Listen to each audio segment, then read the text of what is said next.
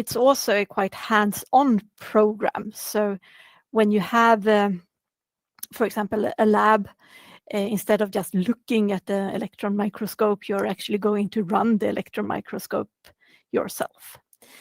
Yes, and when you look at the teachers are these top-ranked scientists. So you will learn from the real experts, but you can also work with them, for example, in a project. So you have access to the facilities yourself. That's one of the purposes with the program, that you learn yourself how to handle these very expensive instruments, etc. Well, yes, you're not allowed to just go there and do whatever you want, but during the labs and during your projects, I mean, when I have a master's student, I expect that student to be able to do all the analysis they need for a project. And we have a lot of facilities at the university, but we also have good large research infrastructure. So we have access to the large synchrotron source Max 4 in Lund. And we are also running both the National Supercomputer Center and research facility for electron microscopy in Sweden. Yeah. And it's the main campus is where the program will be located, here on campus Valla in Linköping. Yes. So if we should talk a bit more about the program and the structure of it, I think we do have some pictures there. Yeah, here we see the first year. Maybe you could give us an overview. Yes. So the first year, it's only mandatory courses. So everyone will take the same thing. And it's everything from nanotechnology to solid state physics. And you also have project courses like experimental physics and this growth and characterization of nanomaterials. So it's a mixture of having lectures, lessons, and a lot of lab work. And as you can see, to interpret this, the autumn semester is divided into 2 sections. Each one of them is 10 weeks. So you usually have classes for about 8 weeks. Then you have 1 week free for your own reading, and then you have 1 exam weeks. And then everything restarts again with what they call here autumn 2. So the first semester, the autumn semester, is divided into 2 parts, and the same applies for the spring semester. And you see the number of ECTS there as well. So should we go on to the next, to the second year maybe? So here during the second year, you have really the opportunity to tailor your education based on your own interest. So if you want, you can do a 60-credit diploma work. And this is quite unique for a master program in Sweden. We have it on a couple of other master programs here at Linköping University, but not at the other universities. So you can choose to do a large project, and then we are a university. We have a lot of industrial collaborations. We have a lot of research where industries are coming to us asking how we can improve their materials or their technology, and then we do fundamental science on this. So if you want to do something in collaboration at a company, that's most probably an option. And Anton, when did you realize that, okay, I found my thing during your master's, your 2 master's degree, so that, okay, I'm going to devote another 4 or 5 years to getting a PhD? Was it already during the first year, or was it that you kind of started with your thesis and then realized, okay, this is really interesting, I think I'll continue? That's a great question. I think during my first year, I got some idea of what research could look like in material science and physics. And but it was actually when I started to do some more hands-on projects and doing the thesis itself, I really fell in love with material science and all that came with it. Me personally, I'm a bit more experimentally inclined. So I really like to get my hands dirty in the lab and start to maybe grow films or analyze them afterwards. So it was during my project I actually really started to think that maybe an academic path, an academic career could be something for me. Let me try out doing a PhD and see how that works out. And I was really happy with continuing to pursue an academic career, actually. Yeah. Nice to hear. So I was thinking about the second year there. You can then do the 1 year thesis, or you can go for a more usual 30 credit thesis. When is it appropriate to start looking for a thesis? Well, I think it depends a bit on if you want to do a large thesis, if you want to do the 60 credits, then you start talking with your teachers during the spring, during the first year. So maybe there's a course that you really find, oh, this is so interesting, I would like to learn more. And then you talk to that professor. I mean, in Sweden, we have open doors. It's very non-hierarchical. So the office doors are open also for students. So if you have a question, you just come by or you send an email, and then we try to accommodate as much as good as we can. And then you can also ask, for example, if you don't want to do it in the research group at the university, you can ask, do you have any connections? Do you see any opportunities for doing something outside? If you decide to do a smaller or a shorter thesis, you have actually two options. So one is that you spend the second fall semester taking courses, and then you have elective courses to choose from. And then usually in September, October, you start to talk to the professors about, oh, I would like to do this thesis. And there are also some opportunities where you can listen to which thesis works are available as well. So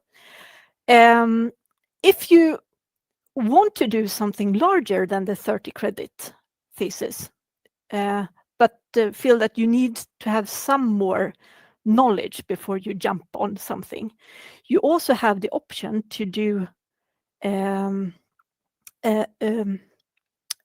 version where you're taking 12 credits of courses during the fall semester, the second fall semester, and then you can do an 18 credit project work.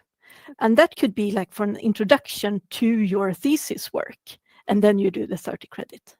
So in practice, you can choose between 60, 48, and 30 credit diploma works. Okay, so it's actually up to you and your It's up to you interest. and your interest. Absolutely, yes.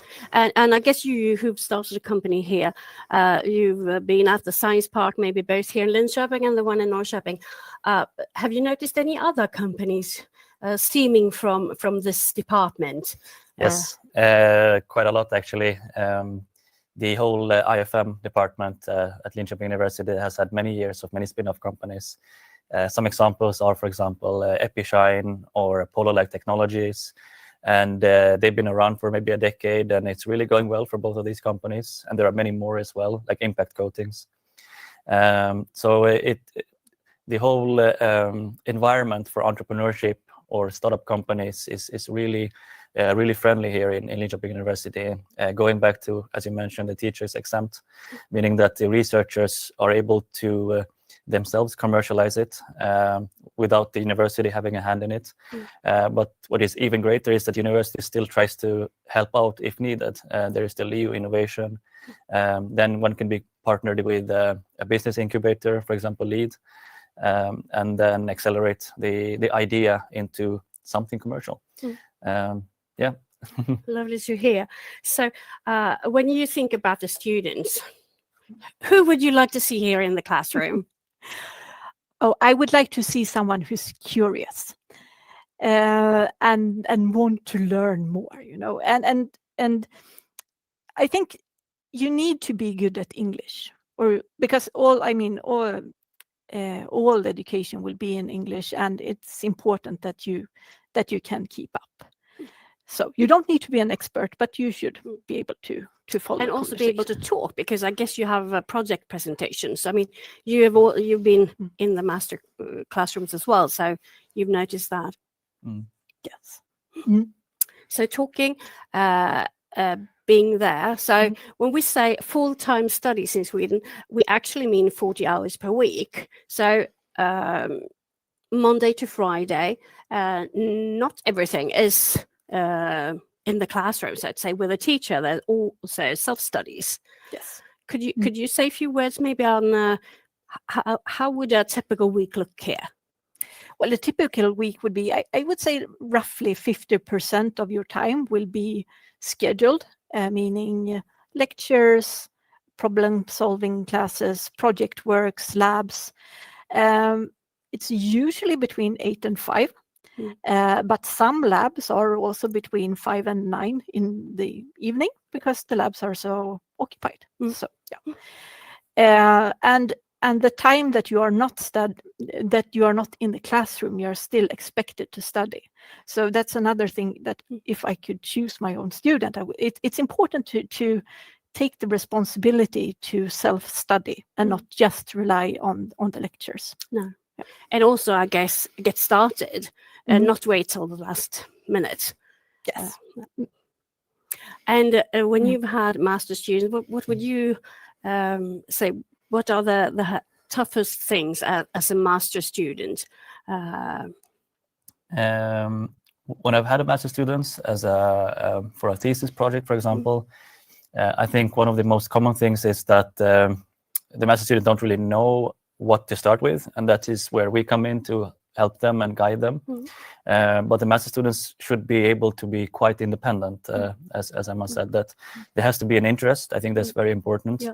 I don't think it's very healthy for a student to come in and think, I'll just attend what is mandatory and then not do any self-studies. So they have to have some sort of drive, a little bit of drive perhaps, in order to succeed well, both when it comes to doing courses, but also the master thesis projects. And it was very similar for me as well. It is not expected that the master student knows everything beforehand, but it is very good that they at least try to learn something new once they start. And do you always work individually or do you work in pairs when you do your thesis? You can work in pairs as well. Okay. But then it should be quite clear that you are responsible for one part and the other students is responsible for another part. But you can absolutely do it in pairs. Yeah, I thought we maybe have a look also at the third page of the syllabus where we have the elective courses. Could you develop a bit more there?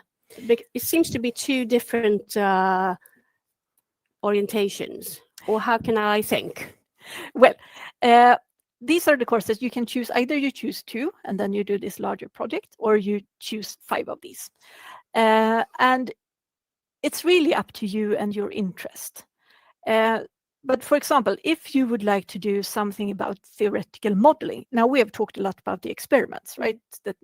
But we are really good at doing modeling as well.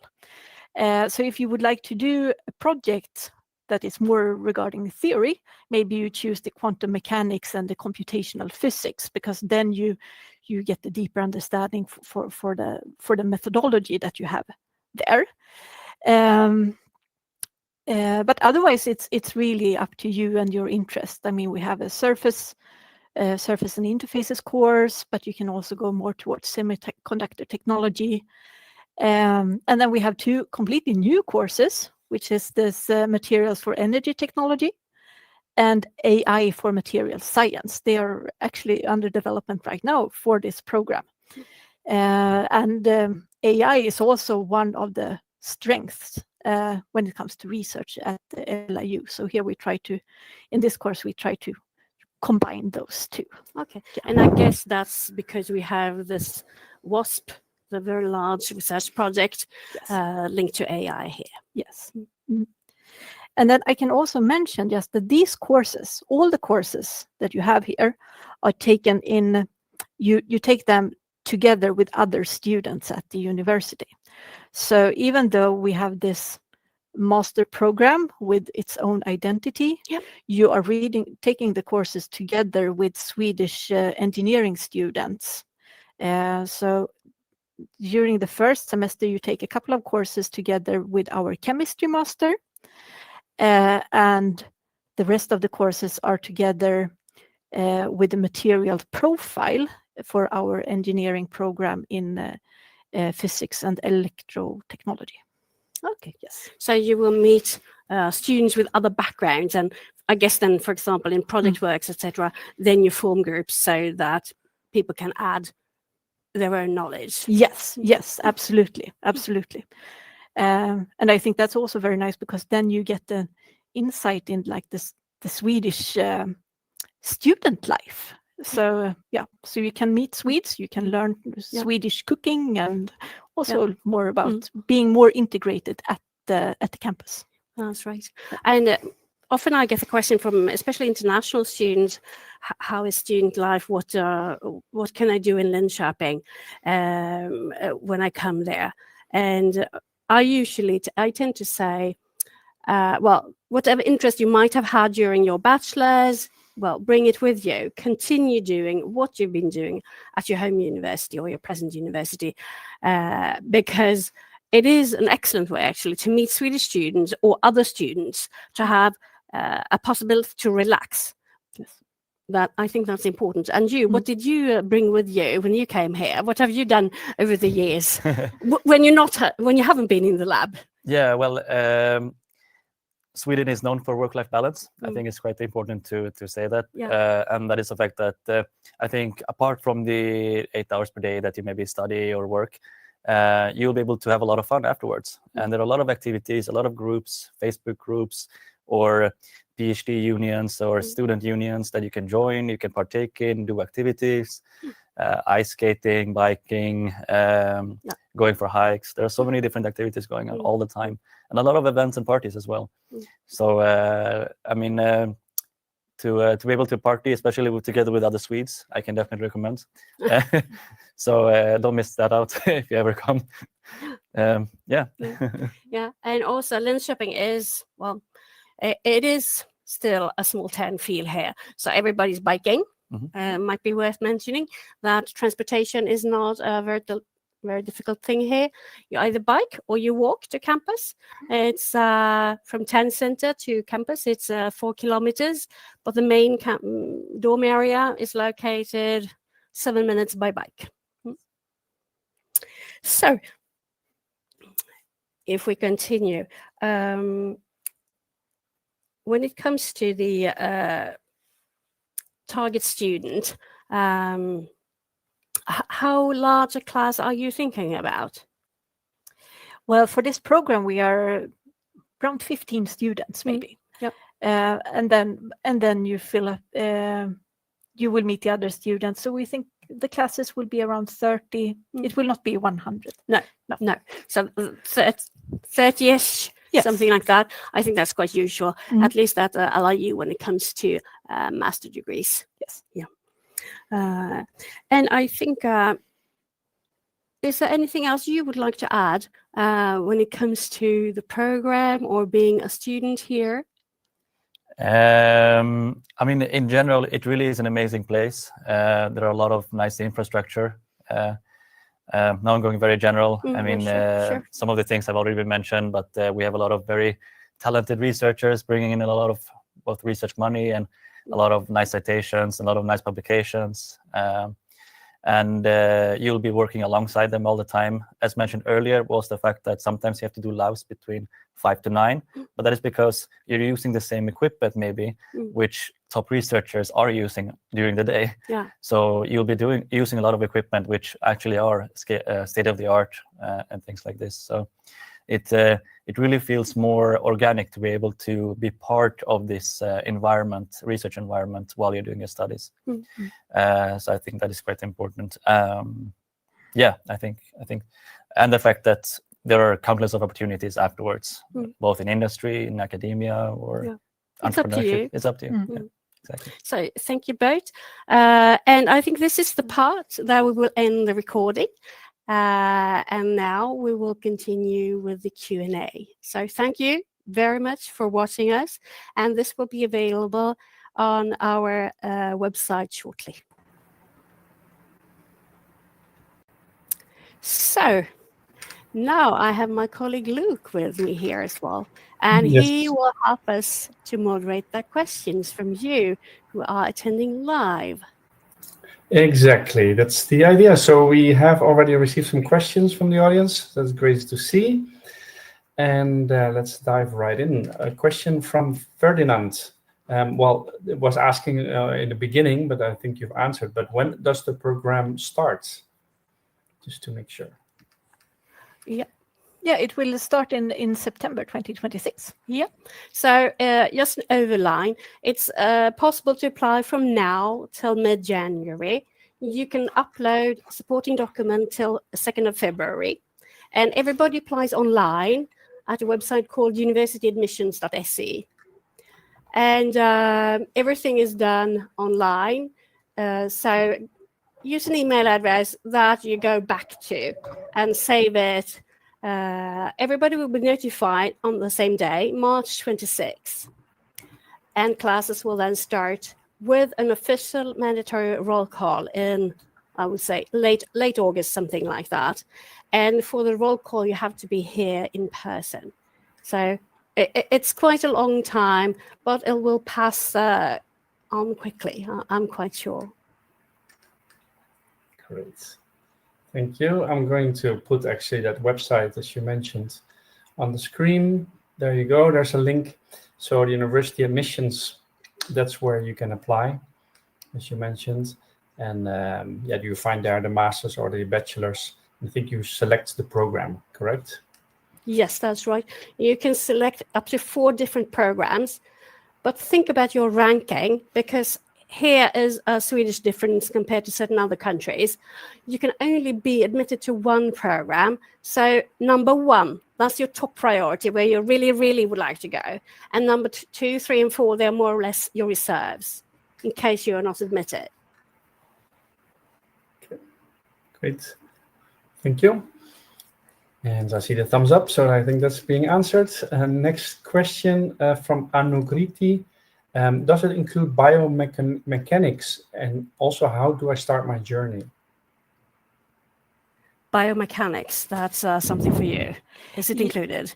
No, it's not. I mean, it's not too much bio. We are going, we have materials for like drug delivery applications and wound healing and things like that. But it's not too, I mean, this is a physics program, so we are not diving into biology. No. But if you're interested in biomaterials and materials for healthcare, then that is available. Yeah. Okay, great. Thank you. And let's see, next question from Lois. How does the campus support students who want to do research or participate in competitions? Have you participated in any competition? Not any competitions, but I've heard that there are quite a few different programs and different competitions going on, whether it is Formula 1 or related to other things as well. Yeah. But if you want, I would say the most straightforward way to join any research or science is to talk to your professors. Yeah. They usually will have a opening for thesis work or project work or a project course or something similar. Then you'll be able to have some hands-on experience on the frontier of research. Sure. And I might add something there as well. So during the first year, if you get good grades, if you focus on getting good grades during the first year, you will have some opportunities to work during certain classes in the second year as a lab assistant or similar positions. I know that's quite usual in some of the master degree programs. So focus on getting good grades, and you will have a higher access in the second year, because then they know what you can accomplish. Perfect. Thank you. Question from Raul. Do you have programs related to the data science or data engineering or cloud computational? May I have a clarification? If you mean other programs, I think you had one course here linked to AI, which is then big data and how you use it. And there are also other programs linked to working with big data, either from an engineering perspective or from a more societal perspective, for example, in the program Computational Social Science. And there's also data science and data engineering program, which is also another master degree. But go online to, if you haven't done it already, to the website liu.se/education, and there you will find all our master degree programs. And on each page, you will also have the specific entry requirements. Because when it comes to the different engineering programs, there might be, or I would say all of them have specific courses you have to have in mathematics in particular. Okay, thank you. And again, I see thumbs up, so good. Hopefully that helped Raoul. And next question from Sriya. What documents are required for the application process? Okay, in general, you need to upload your passport to show your citizenship. You need to have your final diploma and all of your transcripts in English.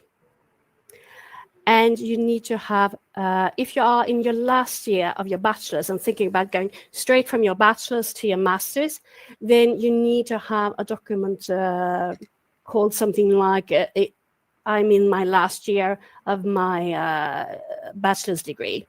And the instructions on what you need are very clearly stated on the webpage universityadmissions.se, because that's where everybody applies. And one important thing, depending on from what country you are, you should check up the country-specific requirements, because all applicants need to have English 6, and that is what you get when you have a Swedish high school exam in English. And you have to have something equal to that. Some of you from certain European countries, you can use your high school diploma, whereas others have to take a test, such as TOEFL or IELTS, in order to fulfill this requirement. And taking that test, there are lots of students trying to do it during this time of the year. So if so, book an appointment as soon as possible. And that's also why you have till the 2nd of February to upload supporting documents. So you start your application with uploading what you have, and then when you have your exam results from the IELTS, for example, then you upload that as well. So you have till 2nd of February to upload any supporting documents. Okay, great, thank you. Next question from Danica. What are the selection groups or merit ratings? Would you like to say something, maybe? Well, you need to have a bachelor degree in physics, applied physics, nanotechnology, or material science. But if you have it in material science, you need, I think it's 24 credits in physics. And that's just so that you are well prepared for the physics depth of the program. So it's broad when it comes to materials, but it's deep in the physics. We also have another material-related master program at LIU. There will be a webinar later during November, I think. But there you can have also a chemistry background. So, but, yeah. And when it comes to merits, in a general sense, the higher grades you have, the better it is. So you consider also that you are compared with applicants from all over the world. So, and you also know that we have 15 spots, something like that, in the end. So the higher grades, the better it is. Okay. And yeah, I will paste a link to the webinar that you just mentioned as well. So that's a little bit different, but as you said, I think there's more chemistry involved, included. So that's the webinar about soft materials and organic electronics. So I'll put that link as well. So if people are interested in that one or check that out, then you can join. Let's see, next question. Kashif wants to know about cost structure and entrance criteria if you could a little bit elaborate on that point. Yes, of course we can.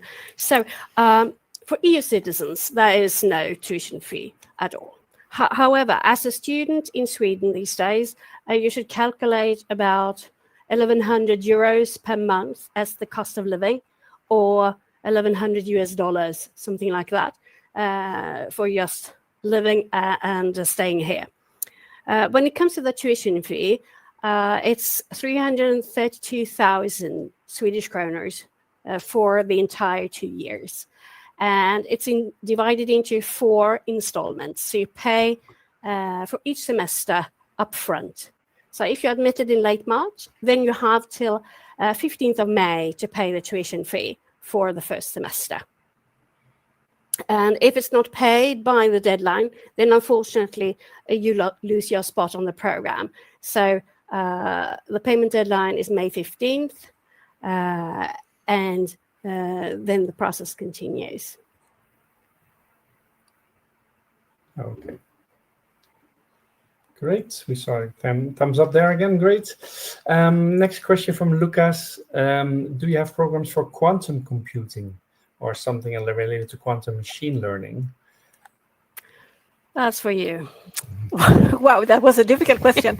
I don't have the full program portfolio here. I know that we have master profiles toward quantum technology, but I would say maybe it's best to look at the liu.se/education. Or you send us an email and we'll get back to you. I think if you want to have a deeper answer than that, you send us an email and we'll get back to you. Okay.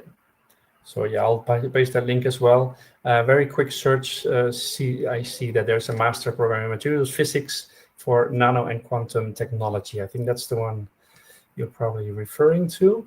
But again, do check the website to be sure.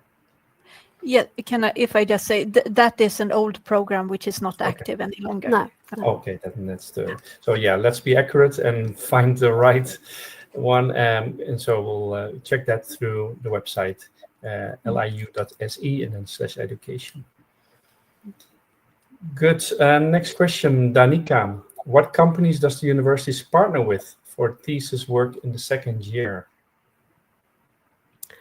I would say there are many. I mean, what I usually say is that it's up to you. If you have a certain company that you would like to do your thesis with, you contact them and you pitch your idea. It's up to you to sell your idea to the company. The larger companies, or even the smaller ones, they might have master theses on their job application side. So that's also a way to go. But you can always ask a CTO or the manager himself in a smaller company or a larger one, I've got this great idea, I would like to do this for my thesis. Are you interested in doing this with me? That's what I would say. Yeah, absolutely. I mean, we have contacts when it comes to steel industry, so energy technology, pulp and paper.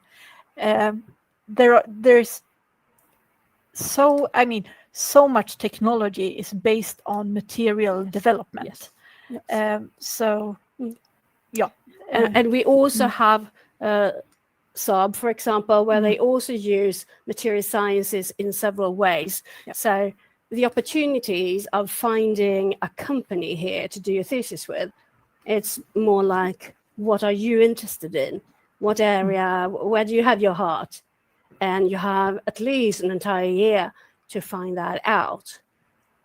Yes, and I would also say that since you can do a full year master thesis, that's even more attractive for the companies. So because comparing 30 credits and 60 credits, when it comes to what you can accomplish, you can do more than twice as much with the 60 credits. So they will benefit, and they can also check you out as a future employee, maybe.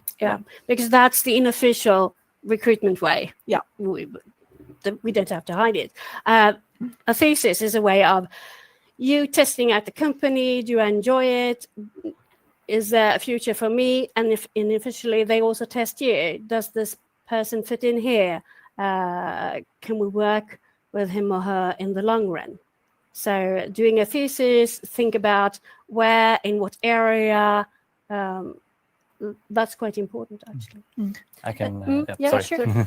Please go ahead. Yeah, I would just like to say this is also valid when it comes to if you do your thesis in academia. Yeah. I mean, testing a person for 1 year to see if it's a future PhD student, I mean, that's the best way of really see that you are a good match. Not only that the professor thinks that, oh, you are a good student, but that you as a student also feel this is something I would like to do, and this is a person I would like to work with.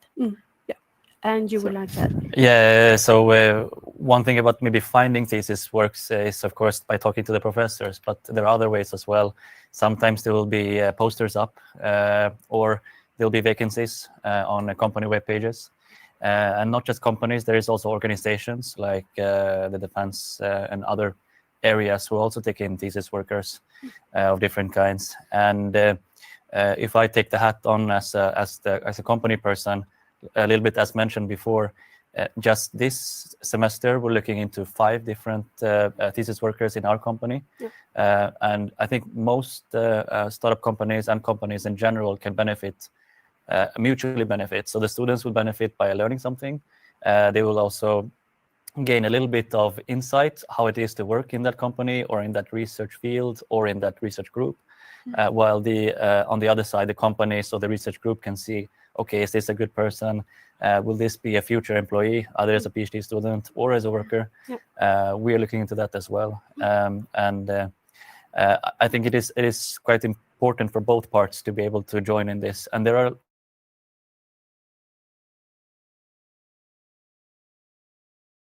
where the companies will pitch or they will have a stall. All companies will have a stall inside this thesis fair. And then the students can walk around and talk to different companies and see what is available, what thesis they can do. And another important aspect is the flexibility as well. Because even though there is a position open for a thesis project, it's not cut in stone. You're able to discuss and change the thesis as well, depending on who it is, of course. But so there's a lot of flexibility in when it comes to thesis projects. Okay, great. And talking about the research topics and thesis, there was a question from Surya. What current research topics or ideas can students work on in their second year specifically? Okay. Wow. Can you exemplify maybe just as a big picture? Yeah, it can be materials for infection treatment. It can be solar cells. It can be electrocatalysts for CO2 utilization or water splitting and recombination. It could be more towards thin films, and there it could be corrosive or anti-corrosive surfaces, both for cutting tools or for nuclear power plants. And then we have these neutron mirrors. So there are several different applications to work towards. Oh yeah, and now, of course, again, since I'm an experimentalist, I talked about the experimental works, but you also can do them in theory and modeling, for example, simulating or like looking at how to develop materials with specific properties or understanding what's going on in the material better. Yeah. Okay, great. Just checking if there are any further questions. We just got another one in from Danica. So she says, I know a motivation letter and a letter of recommendation are not required for the application, but are they still considered if a student sends them? No, unfortunately not. They will not be taken into consideration because then everybody has to have the same opportunities. So now that we've said that you don't need to write letter of recommendation, nor letter of intent, don't put your energy there because they will not be assessed. Okay. Good to know. So thank you for that. And yeah, this is the last moment, or well, we still have some minutes left, but still to take advantage. And if you have any questions, let us know. We don't have any at this point, but I can maybe check quickly the polling, as we did ask the students about the information they're still maybe looking for. And there was a tie between cost of living and housing being the top ones. So I let you pick them. I'll take that one then. I know the cost for dorm room, when you share the kitchen and the living room, so you have your own room and your separate shower, etc., is about 4,500 Swedish kronor per month. There is also something called a studio, where you have your own kitchenette, so you don't share anything, and they are slightly more expensive because they are newer, more recently constructed. I would say they might go up to 5,000 Swedish kronor or a bit above, depending on the size. One advice when it comes to housing, in all university cities in Sweden, it's quite complicated to get accommodation. But what you do is that you register online. Right now, you go to housing.lu, and there are 2 different housing companies, and you register with both of them. It doesn't cost you anything more than 5 minutes of your time, because then you start gaining queuing points. And the longer you've been in the queue, the better is your position in July when the rooms will open up. So all of the rooms will be available more or less from 1st of August or 1st of September. But get in the queue right now, because this is what the Swedish students do. They do this in a lot of different university cities, even though they haven't yet applied. They do this when they are in high school, just to be sure to have somewhere to stay. That is a really clever thing to do. Otherwise, of course, there are Facebook groups. There are always students leaving for an exchange semester or an exchange year. So you can always check with the International Student Association or with the European Student Network, ESN or ESA. There you have a lot of students who rent out their room or apartment for 1 semester when they're going abroad. So that could also be a starting point. Great, thank you very much. Yeah. And I might add something when it comes to money. Don't think that you can live on less than, let's say, $1,100 or 1,100 euros. Sweden is quite expensive. And even if you do your best to economize, having less money will be a strain mentally on you. So if you are thinking, I don't know if I have the funds, maybe then it's better to work for 1 more year to be in a safe spot so you can devote your time to your studies.